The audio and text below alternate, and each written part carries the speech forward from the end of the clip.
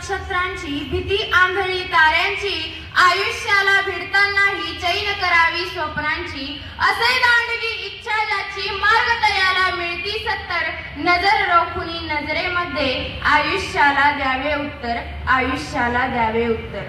नमस्कार, मी कुमारी प्रियदर्शनी शहाजी इंगळे, इयत्ता 9वी, नव महाराष्ट्र विद्यालय खराबवाडी। असाध्य ते साध्य करिता सायास कारण अभ्यास तुका म्हणे। अशाच प्रकारे अभ्यासाच्या बळावर औरंगजेबाला चमत्कार वाटावा अशा पद्धतीने शिवराय आणि शंभूराजे आपल्या सर्व सहकाऱ्यांसह आग्रा येथून औरंगजेबाच्या कैदेतून सुटून सुखरूप स्वराज्यात परत आले। त्यांनी स्वराज्यात फेरफटका मारला। पुरंदरचा तह औरंगजेबाने मोडला असे शिवरायांनी जाहीर केले। त्यामुळे त्याच्याशी उघड वैर न घेता त्यांनी आपला मुलूक जोडायला सुरुवात केली। दरम्यान शंभूराजांनी औरंगाबादला भेट दिली आणि त्याच काळात शिवरायांनी विदर्भात मोहीम राबवून विदर्भाचा भाग स्वराज्याला जोडला। पुरंदरच्या तहानुसार औरंगजेबाकडे गेलेले किल्लेही टप्प्याटप्प्याने परत घेण्यास सुरुवात झाली। 12 मे 1666 रोजी खजील झालेल्या औरंगजेबाला यावेळी शिवरायांसोबत हे वैर परवडणारे नव्हते। तो वायव्य प्रांत आणि बंगालमुळे त्रस्त होता। याशिवाय त्याच्या कुटुंबातील कलह वाढल्यामुळे तो शिवरायांना स्वतंत्र राजा मानण्यास राजी झाला। त्यानंतर लगेचच शिवरायांनी कोंढाणा हा गड स्वराज्याला जोडला।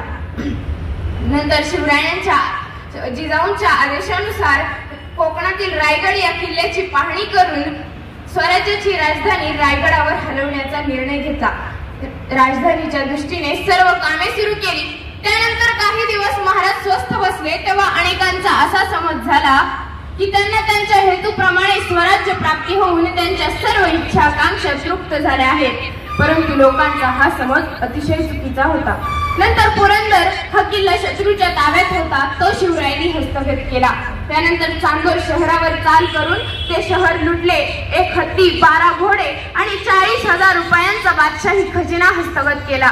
नंतर माहुलीचा किल्ला तो देखील स्वराज्याला जोडला। एक प्रदेश, एक किल्ला स्वराज्याला जोडले जाऊ लागले। औरंगजेबाची अवस्था आगीतून फुफाट्यात पडल्यासारखी झाली होती।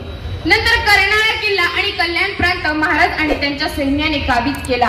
तरीही लोहगड, शिवनेरी, त्रिंबक, रोहिडा, अहिवंत, रावळा जावळा, मकरंदगड असे काही किल्ले अद्याप मुघलांच्या ताब्यात होते। ते छापे घालून सर केले।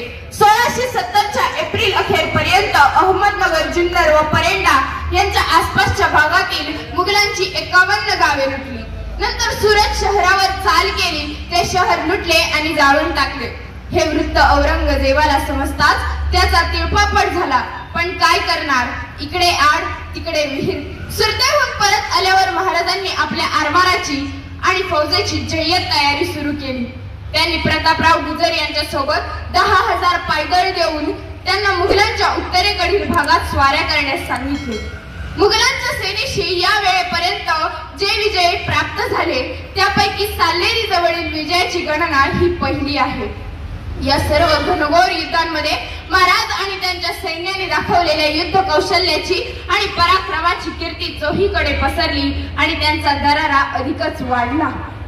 शेवटी जाता जाता एवढंच म्हणेन, जरी बांधले महल कित्येकांनी त्यांच्या पत्नीसाठी, जरी बांधले महल कित्येकांनी त्यांच्या पत्नीसाठी, निर्माण केले स्वराज्य शिवरायांनी रयतेच्या सुखासाठी। काय वर्णावी माझ्या शिवरायांची महती, काय वर्णावी माझ्या शिवरायांची महती। देवाचे दुसरे रूप म्हणजे साक्षात शिवछत्रपती, साक्षात शिवछत्रपती। जय भवानी, जय शिवराय। अतिशय छान।